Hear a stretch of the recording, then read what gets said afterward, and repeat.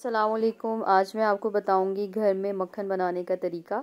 मैंने एक बाउल में मलाई जमा कर ली है, जो सिंपल हम नॉर्मल घर में गवारे से दूध लेते हैं। वो आप डेली जो है वो सुबह को जब रात को उबाल के रखते हैं तो सुबह जो भी मलाई हो उसके ऊपर से उतार लें और उसको फ्रीज़र में रख लें।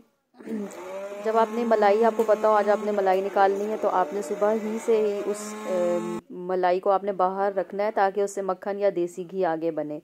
मैं तो सिर्फ मक्खन तक बना रही हूँ, मगर नेक्स्ट वीडियो में इंशाल्लाह मैं कभी आपको देसी घी बनाना भी सिखा दूँगी।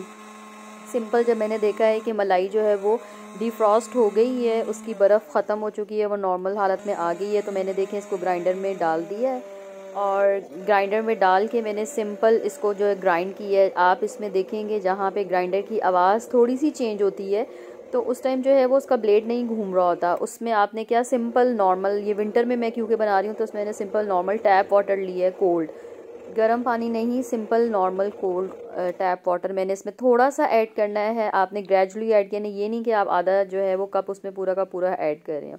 फिर आप उसको चलाएं। फिर अगेन अगर आपको लगे कि आवाज़ उसकी रुक गई है या चेंज हो गई है तो थोड़ा सा पानी और लगा उसमें ऐड करें और फिर उसको चला दें।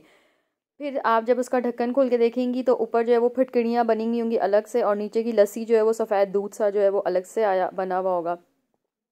उसको आप एक कंबाइन कर लें, एक बर्तन में मैंने इसको ऐड किया और इसका उठा के मैंने पेड़ा बना लिया। पेड़ा बनाने का मकसद ये है कि इसको आप दबा के इसके अंदर से इसका पानी निकालेंगे। बहुत अच्छा सा जो दूध है, जो लस्सी है, उसका आपने बाहर इसमें निकाल देना है। प्रेस इसको करेंगे तो वो जो एक्स्ट्रा इसके अंदर जमा हुआ है वो निकल आएगा और ये आपका घर का मक्खन तैयार।